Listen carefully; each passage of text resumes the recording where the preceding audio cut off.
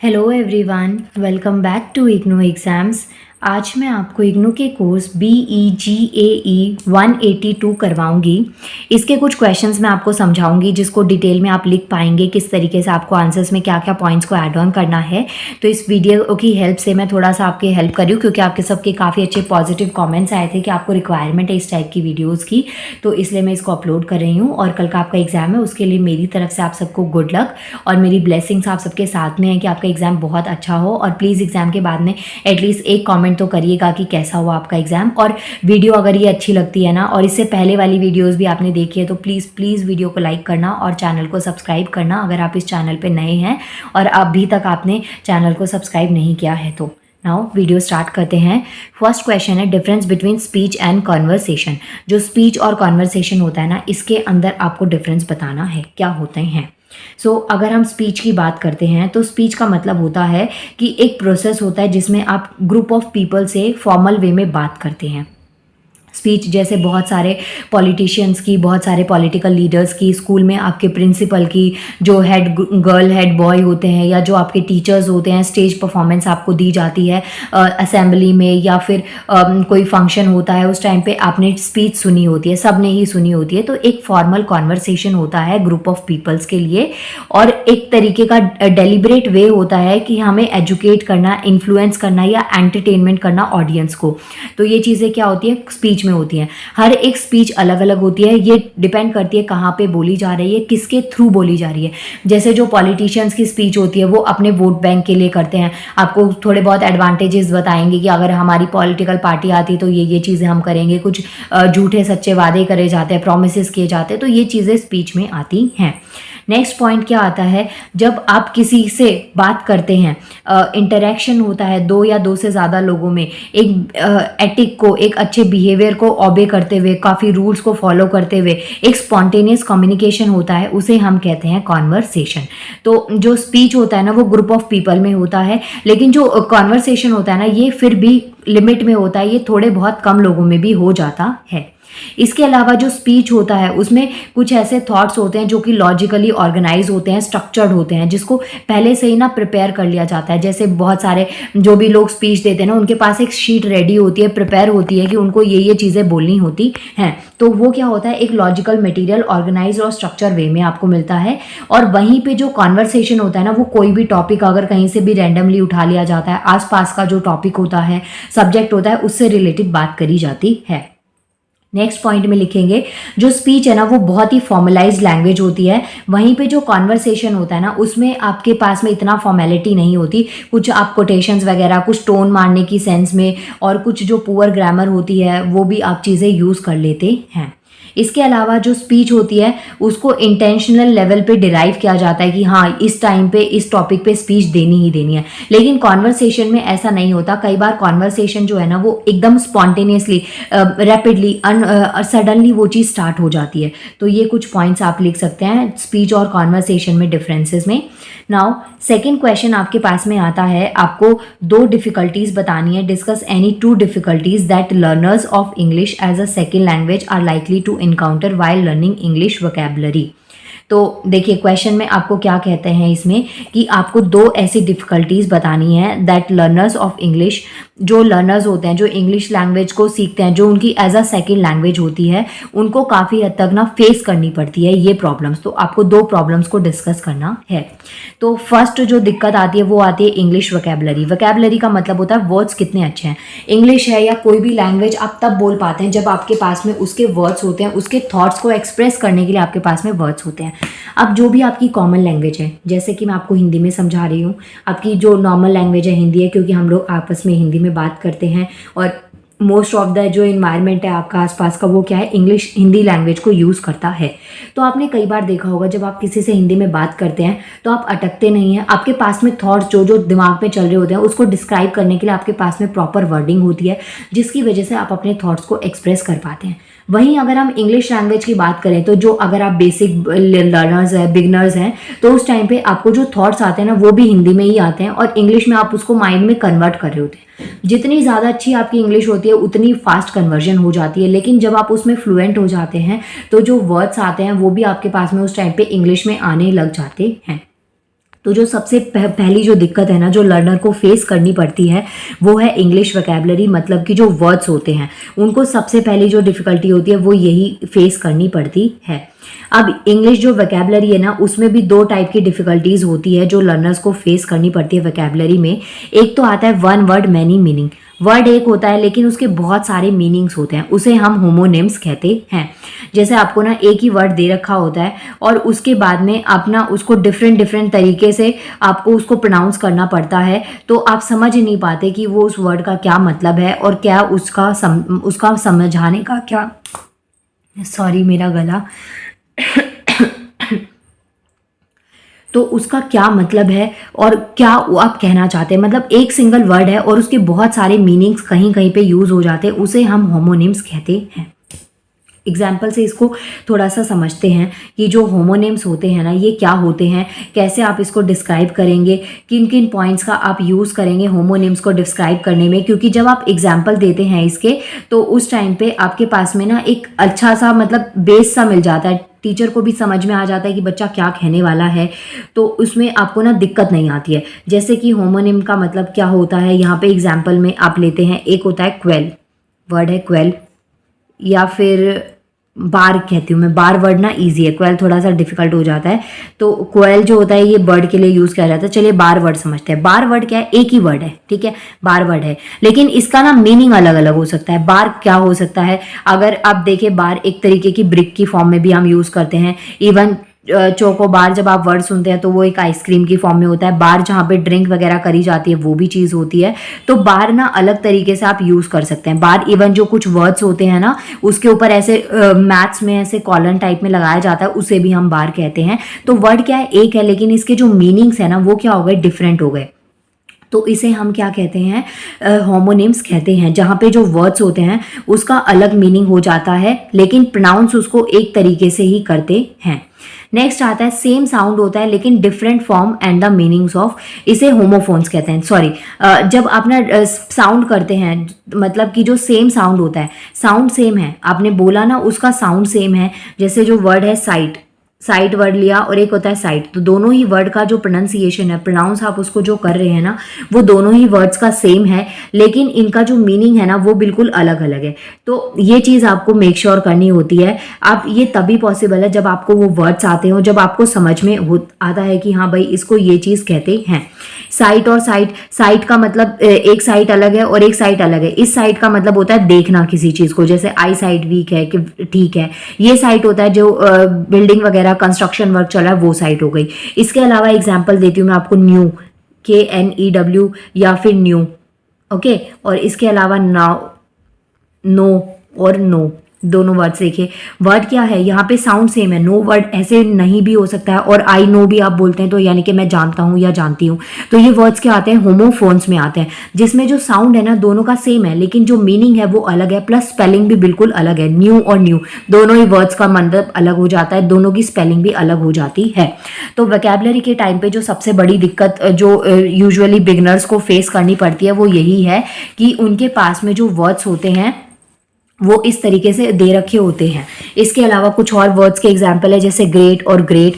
इस ग्रेट का मतलब क्या होता है, ग्रेट करना, जैसे जो ग्रेटिंग करते हैं ना, वो घिया को कसा जाता है, उसे हम ग्रेट कहते हैं कि चीज़ को चॉप करा जा रहा है। चॉपिंग अलग चीज़ होती है, सॉरी, उसको बारीक पीसेस में काटा जाता है। ग्रेट का मतलब जैसे गाजर होती है, हलवा बनाने से पहले उसको ग्रेट किया जाता है। ये ग्रेट वर्ड है, दी ग्रेट, की आप बहुत ग्रेट हैं, आप किसी को ग्रेट कह रहे हैं। नेक्स्ट आता है फ्लावर, फ्लावर बोलते हैं इसको, और ये भी फ्लावर होता है। ये फ्लावर होता है फूल, पुष्प, ठीक है, जो आप मंदिर में चढ़ाते हैं या वैलेंटाइन डे पे जब आप देते हैं, तो ये फ्लावर हो गया। ये होता है फ्लावर, ये होता है आटा। तो दोनों ही वर्ड्स क्या है, अलग अलग है, लेकिन इनका जो साउंड है ना वो क्या है, सेम है। इसके अलावा ब्रेक और ब्रेक, ये ब्रेक का मतलब होता है कि आप ब्रेक ले रहे हैं, पढ़ाई के बीच में ब्रेक ले लिया, लंच के लिए ब्रेक ले लिया, और इस ब्रेक का मतलब होता है तोड़ना। मानिए किसी ने आपकी हड्डियां तोड़ के बराबर कर दिया, आप किसी को तोड़ा या आपने कोई चीज़ तोड़ दी, तो वो चीज़ क्या होती है, ब्रेक में।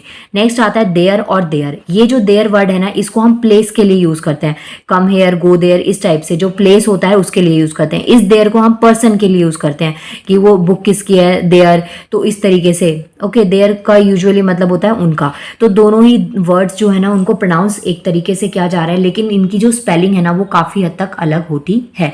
तो फर्स्ट जो दिक्कत आई ये आपको समझ में आनी चाहिए। जो वोकैबुलरी होती है प्लस जो वर्ड्स को प्रोनाउंस किया जाता है रीडिंग में, ये जो मेन दिक्कतें होती हैं एज अ सेकेंड लैंग्वेज जो लोग इंग्लिश को सीखते हैं तो उनको इन प्रॉब्लम्स को फेस करना पड़ता है। तो ये पॉइंट्स आप अपने आंसर में दे सकते हैं। नेक्स्ट जो क्वेश्चन है काफ़ी ज़्यादा इंपॉर्टेंट है प्लस काफ़ी बड़ा है, लेंदी है, क्वेश्चन काफ़ी लेंदी है। ओके, तो ये पॉइंट्स आप यहाँ पे लिख सकते हैं। इसके अलावा जैसे इसमें आंसर में तो आप इतना ही लिख लेना, इतना बहुत होगा आपके लिए। होमोनिम्स होमोफिन्स बता दिए प्लस जो वोकैबुलरी होती है उसमें हमने थोड़ा सा वर्क कर लिया, तो ये पॉइंट्स इतने इनफ है, आपका आंसर काफ़ी अच्छा बन जाएगा। थोड़े बहुत एग्जाम्पल दे देना, एग्जाम्पल देने से ना ये होता है टीचर को लगता है कि हाँ बच्चा पढ़ के आए, ये नहीं कि उसने किसी से चीटिंग करी है, कोई मटीरियल वगैरह लेकर आए थे, तो ऐसा नहीं लगेगा। नेक्स्ट हमारे पास क्वेश्चन आता है, टफ है, थोड़ा चैलेंजिंग है, काफ़ी बड़ा भी इसका आंसर है। क्वेश्चन क्या कहता है, discuss the semantic and linguistic barriers to the communication. तो जो बैरियर्स होते हैं कम्युनिकेशन के, बातचीत करने के टाइम पे, उसमें दो बैरियर्स का टाइप आपको दे रखा है। एक आता है semantic barrier and second one is linguistic barrier. तो ये दोनों टाइप के बैरियर्स को आपको डिस्क्राइब करना है। इससे पहले वाली वीडियो में ना जो क्वेश्चंस की लिस्ट दी थी तो उसमें भी ये क्वेश्चन दे रखा था कि कम्युनिकेशन के कौन से बैरियर्स होते हैं, तब भी आप इस आंसर को वहां से लिख सकते हैं। अब इस पॉइंट को थोड़ा समझते हैं। पहले इन बैरियर्स को समझने से पहले ना आपको कम्युनिकेशन की इंपॉर्टेंस पता होनी चाहिए।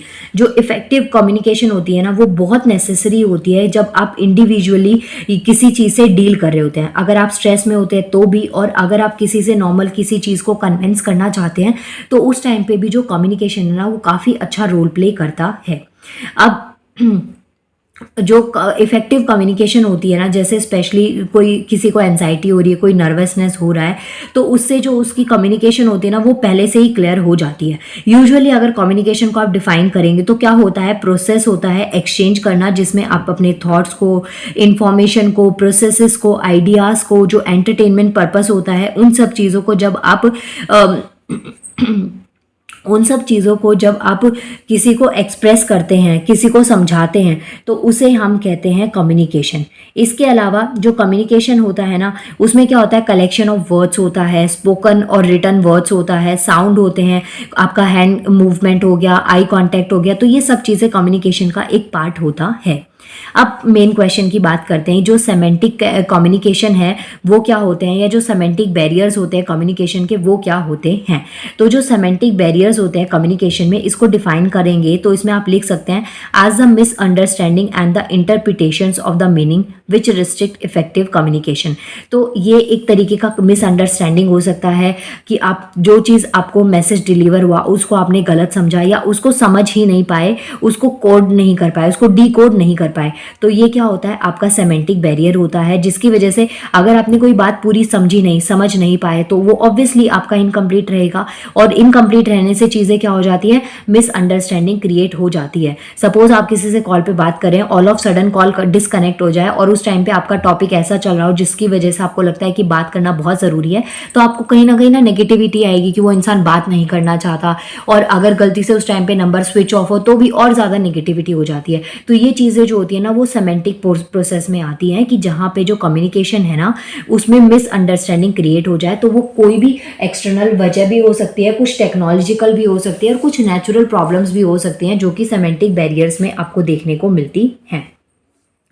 इसके अलावा जो ये सेमेंटिक बैरियर होता है, ये कोई भी फॉर्म ऑफ लैंग्वेज हो सकता है, साइन हो सकता है, सिंबल हो सकता है। फॉर्म ऑफ लैंग्वेज में तो मेन दिक्कत यही आती है कि आपको वो लैंग्वेज समझ में नहीं आ रही है, आप दूसरे इंसान को अपनी लैंग्वेज में वर्ड्स को यूज़ करना नहीं समझा पा रहे हैं कि कैसे वर्ड्स को आप यूज़ करेंगे, किस तरीके की लैंग्वेज आपको उस टाइम पर यूज़ करनी है। प्लस जो साइन या जो आप सिंबल्स को यूज़ करें वो भी आपके इफेक्टिव नहीं है जो आपकी बात को पूरे अच्छे तरीके से समझा पाएँ। तो ये चीज़ आती है आपके सेमेंटिक में। और बेसिकली जो सेमेंटिक वर्ड है ना इसको सिग्निफाई किया गया था, या ये जो वर्ड है इसको लिया गया था सिग्निफिकेंट से। ओके, एक ग्रीक वर्ड है, ये भी आप इसमें पॉइंट को लिख सकते हैं। अब यहाँ पे आपके पास में जो सेमेंटिक बैरियर्स होते हैं ना, यहाँ पे दो टाइप्स ऑफ सेमेंटिक बैरियर्स दे रखे हैं। फर्स्ट आपको दे रखा है डेनोटेटिव और सेकंड वन इज कॉनोटेटिव। तो वर्ड को एक बार प्रोनाउंस कैसे करते हैं चेक कर लीजिएगा, लेकिन दो पार्ट्स में सेमेंटिक बैरियर्स आपको दे रखे हैं। फर्स्ट आता है डेनोटेटिव और सेकंड आता है कॉनोटेटिव। तो डेनोटेटिव जो बैरियर होता है इसका मतलब होता है कि जो डायरेक्ट मीनिंग होता है ना ऑफ वर्ड, तो उससे जो ये कम्युनिकेशन में इफेक्ट आता है, या जो ऐसा बैरियर होता है जो इसलिए होता है caused by the direct meaning of the word, तो उसे हम डेनोटेटिव बैरियर कहते हैं। कई बार ऐसा होता है जो हम वर्डिंग यूज़ करते हैं, जो वर्ड्स को आप यूज़ करते हैं ना, वो इतने डायरेक्ट पिंच करने वाले वर्ड्स होते हैं जो आपकी कम्युनिकेशन को ख़राब कर देते हैं, जो आपको यूज़ नहीं करने चाहिए, बट आपको नहीं पता कौन से टाइम पे कौन से वर्ड्स को यूज़ करना है।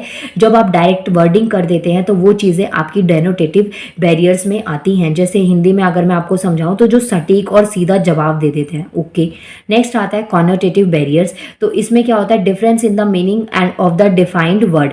जो वर्ड है उसकी डेफिनेशन अलग है, लेकिन उसका मीनिंग जो है ना वो आपने अलग तरीके से समझा, उसको अलग तरीके से पढ़ा, तो उसे हम कहते हैं कॉनोटेटिव बैरियर। तो दो टाइप होते हैं बैरियर्स के, दोनों आपको ध्यान में रखने हैं, डेनोटेटिव और कॉनोटेटिव। इसके अलावा यहाँ पे कुछ आपको एग्जाम्पल्स दे रखे हैं सेमेंटिक बैरियर्स के, कुछ यहाँ पे एग्जाम्पल्स दे रखे हैं। फर्स्ट एग्जाम्पल आता है यूज़ ऑफ ईडियम्स। ईडियम्स को यूज़ करना है, ईडियम्स और फ्रेजेस जैसे कोटेशंस वगैरह जब आप यूज़ करते हैं अपने सेंटेंस को, अपनी बात को काफ़ी हद तक अच्छा तरीके से समझाने के लिए, तो उसे हम कहते हैं जब आप ईडियम्स को यूज़ करते हैं। तो जब आप यूज़ करते हैं ना फ्रेजेस, फिगर्स ऑफ स्पीच को, तो उस टाइम पे जो आपका डेली इंटरेक्शन होता है तो वो जिस तरीके से होना चाहिए इतना कई बार इफेक्टिव नहीं हो पाता है। बहुत से लोगों को कोट समझ में नहीं आते, फ्रेजेस समझ में नहीं आते, तो जिसकी वजह से काफ़ी हद तक मिसअंडरस्टैंडिंग क्रिएट हो जाती है। नेक्स्ट आता है मिसअंडरस्टूड वर्ड्स। अब जो वर्ड्स होते हैं ना वो बैरियर हो सकते हैं कम्युनिकेशन में, और जो वो इसलिए क्योंकि जो कुछ वर्ड्स होते हैं ना उनका मीनिंग अलग होता है। तो यहाँ पे ये दिक्कत आपको होमोनिम्स और होमोफोन्स में समझ में आ गई होगी कि आप किसी को बोल रहे हैं कि देयर वर्ड आपने यूज कर लिया, लेकिन आपने बोला और बोलने टाइम पे तो देयर देयर दोनों ही सेम है, आपको नहीं पता कौन सी स्पेलिंग आपको यूज करनी थी, और इतनी आपकी अच्छी इंग्लिश उस टाइम पे है नहीं कि आप दोनों सेंटेंसेस में या दोनों वर्ड्स में से चूज कर पाएं कि उस सेंटेंस या सिचुएशन के अकॉर्डिंग कौन सा वर्ड यूज होने वाला है। तो जब ऐसी दिक्कत आपको फेस करनी पड़ती है, जब आपको वर्ड्स में क्लैरिटीफाई नहीं होती कि कौन सा मीनिंग है या उसको कैसे यूज करना है, तो उस टाइम पे हम जो दिक्कत फेस करते हैं सेमेंटिक बैरियर में वो होता है मिसअंडरस्टूड वर्ड्स। इसके बाद में नेक्स्ट आता है इसमें जो मिसअंडरस्टूड वर्ड है ना, इसमें आप होमोनिम्स, होमोफोन्स ऐसे एग्जांपल्स को दे सकते हैं। नेक्स्ट आता है नॉन नेटिव स्पीकर्स। जो नॉन नेटिव स्पीकर्स होते हैं ना उनका एग्जांपल अगर आप लेते हैं, और जो मिसअंडरस्टूड वर्ड्स हैं इसमें एक और वर्ड आप ले सकते हैं जैसे राइट और राइट। ओके, दोनों वर्ड, ये राइट एक अलग राइट होता है जिसका मतलब होता है लिखना किसी चीज़ को, और ये राइट होता है सही वाला राइट। तो दोनों को प्रोनाउंस करने का तरीका एक ही है, लेकिन इसका जो मीनिंग है वो बिल्कुल अलग है। तो ये चीज़ें जब ऐसे दिक्कतें आपको फेस होने लगे तो समझ जाना जो मिसअंडरस्टूड वर्ड्स हैं और एक सेमेंटिक बैरियर है। थर्ड टाइप में आता है नॉन नेटिव स्पीकर। जो नॉन नेटिव स्पीकर्स होते हैं जैसे कि जो इंटरनेशनल बॉर्डर्स को क्रॉस कर रहे हैं, आज की डेट में ना ग्लोबलाइजेशन बहुत ज़्यादा बढ़ रहा है, आप एक कंट्री से दूसरी कंट्री में आराम से जा सकते हैं, दूसरी कंट्री के लोग हमारी कंट्री में आ सकते हैं। तो हर किसी की लैंग्वेज अपनी एक अलग लैंग्वेज होती है, हर किसी की एक नेटिव लैंग्वेज होती है जो उसके वहाँ पर बोली जाती है। अब आप किसी में ना इतना टैलेंट नहीं होता कि सब अलग अलग लैंग्वेजेस को सीखते चले, तो हम अगर कहीं बाहर कंट्री में जाते हैं या कोई बाहर से आता है तो वो सब ना एक चीज़ को प्रेफर कर लेते हैं, वो होता है गाइड। गाइड के अलावा अगर खुद से वो ट्राई करते हैं तो कई बार होता है जो वर्ड्स होते हैं उसका कम्युनिकेशन नहीं हो पाता, ठीक से समझ नहीं आ पाती। तो ये चीज़ें जो ट्रांसलेशन की प्रॉब्लम आती है ना कि किसी चीज़ को कैसे ट्रांसलेट करना है दूसरी लैंग्वेज में, तो जो ट्रांसलेशन की दिक्कत फेस करनी पड़ती है, ये एक एग्जाम्पल है नॉन नेटिव स्पीकर्स का, जिनके पास में अपनी एक लिमिटेड वोकैबुलरी होती है, अपनी लैंग्वेज पे उनकी कमांड होती है, लेकिन कुछ और नई लैंग्वेज के लिए उनके पास में लिमिटेड वर्ड्स होते हैं। जैसे यहाँ पे फॉरेनर्स आते हैं, उनसे हिंदी में ज़्यादा बात नहीं करी जाती, उनके पास में बहुत ही लिमिटेड वर्ड्स होते हैं यूज़ करने के लिए। तो ये चीज़ें आप एग्जाम्पल में दे सकते हैं नॉन नेटिव स्पीकर में। फोर्थ पॉइंट पे आता है मिस्ड और मिस इंटरप्रेटेड जोक्स। अब मिस्ड का मतलब क्या होता है, sometime jokes don't come across as they should. अब कई बार जो मजाक होता है ना वो वैसे नहीं होता जैसे आप प्लान करते हैं, जिस तरीके से आप करना चाहते हैं, और वो मजाक बहुत ज़्यादा सीरियस हो जाता है क्योंकि उसमें थोड़ी सी मिसअंडरस्टैंडिंग क्रिएट हो जाती है, चीज़ को वैसे नहीं समझा जाता जैसे आप समझाना चाहते हैं, कुछ वर्ड्स का, फ्रेजेस का, तो जो इतने ज़्यादा फनी उस टाइम पे नहीं होने चाहिए बट हो जाते हैं, उसको एक नेगेटिव सेंस में ले लिया जाता है। तो ये चीज़ें आप इसमें लिख सकते हैं। नेक्स्ट आता है डिफरेंस इन इमोटिंग। जो डिफरेंस होता है इमोशंस को, आप जो आपकी फीलिंग्स है, जो आपके इमोशंस है, आप उसको अच्छे तरीके से एक्सप्रेस नहीं कर पा रहे, आप फील कुछ और कर रहे हैं लेकिन आप उसको एक्सप्रेस करने के लिए आपको प्रॉपर वर्ड्स नहीं मिल रहे। तो ये आता है नेक्स्ट टाइप। इसके बाद में आता है tag problem. Tag problem basically जो टेक्नोलॉजी से होता है ना, क्रॉस कनेक्शन प्रॉब्लम हो जाती है, फ़ोन लाइन्स एकदम से डिसकनेक्ट हो जाना, या फिर कोई मेल या कुछ आपको किसी को सेंड करना, आपका वाईफाई नहीं चल रहा हो, तो कई बार ऐसी दिक्कतें जो आती है ना टेक्नोलॉजी की वजह से, तो उसे हम टेक प्रॉब्लम कहते हैं। ये भी एक सेमेंटिक बैरियर होता है। नेक्स्ट आता है लैक ऑफ इन्फॉर्मेशन, और ये जो टेक प्रॉब्लम है ना, ये मॉडर्न टाइम में, जो आज का जो टाइम है ना, इसमें सबसे ज़्यादा देखने को आपको यही प्रॉब्लम मिलती है। लैक ऑफ इन्फॉर्मेशन का मतलब होता है कि आपके पास में जो इन्फॉर्मेशन है ना वो पार्शियल है या इनकम्प्लीट है। मीन्स कि आपको ना ज़्यादा बातें नहीं पता, आप किसी के लिए ना थोड़ा बहुत सुन के ही, जान के ही उसके बारे में आपने एक इमेज क्रिएट कर ली कि वो तो गधा इंसान है, वो बेकार है, आप उसको 4 गालियाँ दे रहे हैं, लेकिन आपको एग्जैक्टली पता नहीं कि क्या सिचुएशन चल रही है। जब आपके पास में आधी इन्फॉर्मेशन होती है, आपको आधी बात पता होती है, पूरा मैसेज आपको डिलीवर नहीं हुआ होता, और अगर पूरा मैसेज डिलीवर भी हुआ है तो वो चीज़ आपके समझ के बाहर है, आपको समझ में नहीं आया, और जितना भी आपने सुना समझा उसके अकॉर्डिंग आपने एक कंक्लूजन दे दिया, तो वो चीज़ें आती है लैक ऑफ इन्फॉर्मेशन में। तो ये कुछ आपके पास में एग्जाम्पल दे रखे हैं सेमेंटिक बैरियर्स के। फर्स्ट आता है use of idioms, second one is misunderstood words, third one is non native speakers, number fourth is missed और मिस इंटरप्रेटेड जोक्स और differences in emoting, track problem हो गया, और लैक ऑफ इन्फॉर्मेशन। तो ये कुछ पॉइंट्स आप सेमेंटिक बैरियर्स में लिख सकते हैं। इसके बाद में नेक्स्ट आता है आपके पास में लैंग्वेज बैरियर। अब जो लैंग्वेज बैरियर होता है इसमें क्या क्या पॉइंट्स को आप लिख सकते हैं। अभी तो मैंने आपको सेमेंटिक समझा दिया, इसके बाद में लैंग्वेज बैरियर्स के कुछ एग्जांपल्स हैं कि आप कैसे इसको कम्युनिकेशन को इफेक्ट कर सकते हैं, कैसे आप इन जो लैंग्वेज बैरियर्स होते हैं इनको हटा के आप अपनी जो कम्युनिकेशन है उसको अच्छा बना सकते हैं। तो फर्स्ट आता है डायलेक्ट। डायलेक्ट का मतलब होता है जब दो लोग टेक्निकली स्पीक करते हैं, किसी से बात करते हैं लैंग्वेज में, सेम लैंग्वेज में, तो वो चीज़ होती है can make communication between them difficult. तो इसमें क्या होता है, जो डायलेक्ट डिफरेंस होता है ना वो कम्युनिकेशन को कई बार डिफिकल्ट बना देता है। कुछ बैरियर्स होते हैं जैसे वर्ल्ड वाइड में एग्जिस्ट करते हैं। अब जो चाइनीज़ होते हैं ना उनके पास में वैरायटी ऑफ डायलेक्ट्स होते हैं जो कि वो कॉमनली बोलते हैं।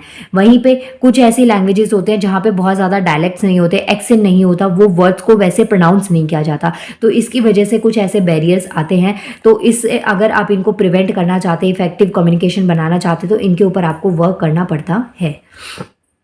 Next one is language dialect.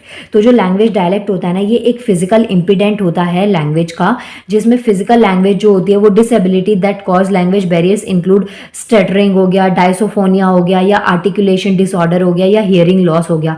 Language disabilities में क्या क्या पॉइंट्स आ सकते हैं, आपने कोई बात ठीक से नहीं सुनी, हियरिंग लॉस है, पार्शियली बात सुनी, आधी बात सुनी, आधी बात नहीं सुनी, जो चीज़ सुनी उसको वर्ड्स को आप समझ नहीं पाए, इमोशंस उसके पीछे के समझ नहीं पाए, तो वो चीज़ आपकी लैंग्वेज डिसेबिलिटीज़ में आती हैं। या फिर जिनको स्टैमरिंग प्रॉब्लम होती है, वर्ड्स को प्रॉपर समझा नहीं पाए, तो ये चीज़ें आपकी लैंग्वेज डिसेबिलिटी में आती हैं।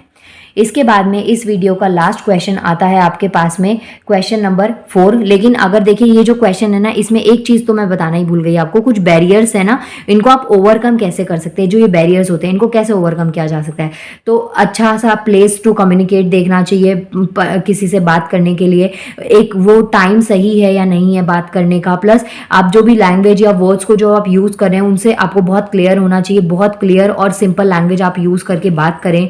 और कम्युनिकेट जो होता है ना वो एक बार में एक ही काम होना ज़रूरी होता है। तो जो रिस्पेक्ट आपको करनी, जो पर्सन की डिज़ायर है नॉट टू कम्युनिकेट, कि आपको सिर्फ ऐसा नहीं कि आपको अगर किसी से इंग्लिश में बात करनी है तो उस टाइम पे आपको सिर्फ उसको सामने वाले को ये दिखाना है कि आपकी इंग्लिश कितनी स्ट्रांग है, ये नहीं, उसे वो चीज़ समझानी है आपको। तो ये चीज़ें आपको देखना है, प्लस मेक श्योर करना है कि सामने वाले पर्सन को जिससे आप कम्युनिकेशन कर रहे हैं उसको आपकी बात भी समझ आ रही है या नहीं आ रही है, या यूं ही आप बोले जा रहे हैं। तो ये सब पॉइंट्स आप यहाँ पे लिख सकते हैं। इसके बाद में इस वीडियो का लास्ट क्वेश्चन है question number 4। Writing is commonly seen as 3 ways process. जो राइटिंग होता है ना ये 3 वे का प्रोसेस होता है, और वो कौन कौन से हैं। एक आता है प्री राइटिंग, प्री का मतलब होता है पहले, नेक्स्ट आता है राइटिंग, और थर्ड वन आता है री राइटिंग। तो ये जो स्टेटमेंट है ना कि राइटिंग जो 3 फेजेस में इसको डिवाइड किया गया है, प्री राइटिंग, राइटिंग और री राइटिंग, इस स्टेटमेंट को आपको एक्सप्लेन करना है, एक्सप्रेस करना है। अब देखिए प्री राइटिंग पहले मैंने यहाँ पे इसलिए लिख दिया क्योंकि फिर मुझे ना वो दूसरी शीट पे आपको दिखाना पड़ता। तो ये 3 कैटेगरीज आती है, एक आता है प्री राइटिंग, एक आता है राइटिंग और एक आता है री राइटिंग। तो इसको आपको स्टेटमेंट्स के साथ में एक्सप्लेन करना है। पहली बात करते हैं प्री राइटिंग की। तो प्री राइटिंग एक ऐसा स्टेज होता है जहाँ पे आप राइटिंग से पहले किसी चीज़ को प्लान करते हैं, प्रिपेयर करते हैं कि आपको क्या चीज़ लिखनी है। आपने अपने थॉट्स को, अपने मटेरियल को रेडी कर लिया और ये चीज़ आपको लिखनी होती है। तो ये चीज़ आती है आपकी प्री राइटिंग में, और ये एक ऐसा स्टेज होता है जहाँ पे आप अपने टॉपिक की रिसर्च कर सकते हैं, जो भी रेलेवेंट रिसोर्सेज आपको दे रखे हैं, रेलेवेंट पॉइंट्स की आप इससे अपनी आंसर राइटिंग को काफ़ी इफेक्टिव बना सकते हैं। तो ये एक ऐसा स्टेज होता है जहाँ पे आपके थॉट्स और जो सब्जेक्ट है उसको चूज किया जा सकता है। तो ये चीज़ें आती हैं आपकी प्री राइटिंग में। और अगर आपको अपनी राइटिंग स्किल्स को काफ़ी इंप्रूव करना है, काफ़ी इफेक्टिव बनाना है, तो ये बहुत इंपॉर्टेंट स्टेप होता है, क्योंकि इससे आपको समझ में आता है कि जो आपकी राइटिंग का पर्पस है ना वो क्या है और आप क्यों लिख रहे हैं और क्या लिखना है आपको। तो प्री राइटिंग काफ़ी ज़्यादा इंपॉर्टेंट होता है, जिसमें आपको एक गाइडलाइंस मिल जाती है और high quality of text produce होता है, रेलेवेंट चीज़ें आप देख पाते हैं, कुछ भी फालतू की चीज़ें उसमें नहीं लिख पाते। तो ये चीज़ें आती हैं आपकी राइटिंग प्री राइटिंग प्रोसेस में।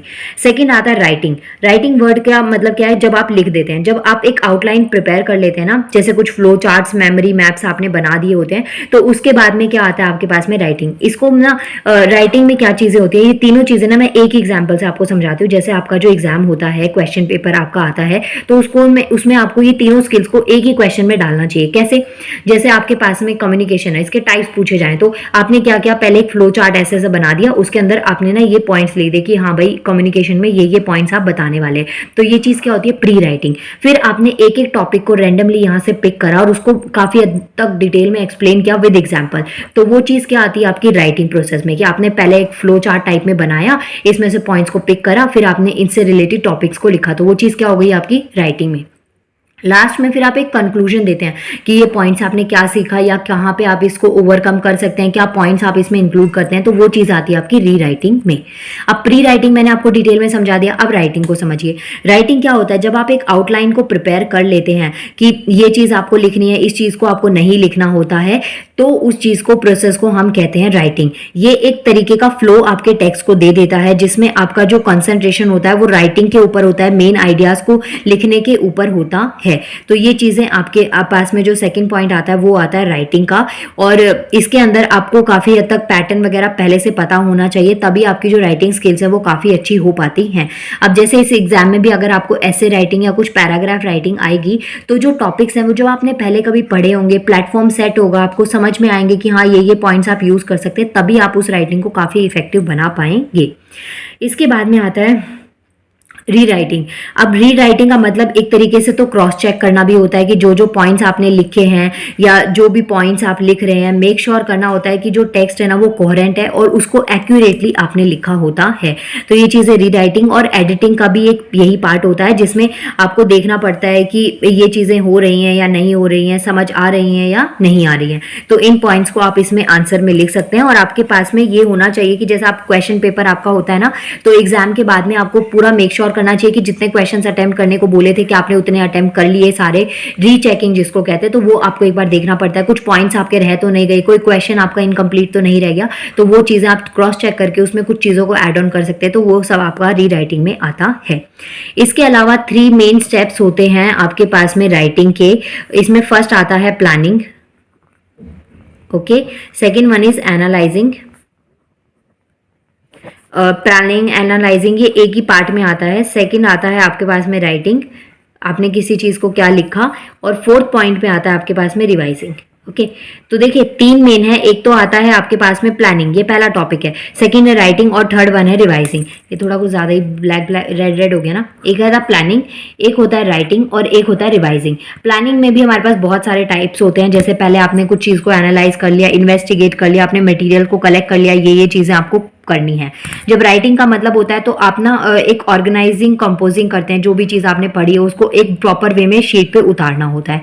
रिवाइजिंग का मतलब होता है आप जो रिवाइज करें, जो आपने मटेरियल दिया है वो कितना बेनिफिशियल है, कितने पॉइंट्स आप उसमें लिख सकते थे, तो ये सब चीज़ें आपकी रिवाइजिंग में आती हैं।